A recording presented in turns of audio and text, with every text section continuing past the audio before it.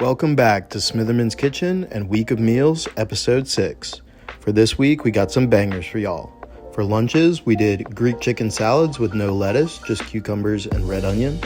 And for dinners, we did beef and broccoli ramen, miso cod over rice and veggies, and some leftover chicken fried rice to end off the week. As always, if you want an in-depth look at any of these recipes, let me know in the comments below. I hope y'all have a fantastic Sunday, and oh yeah.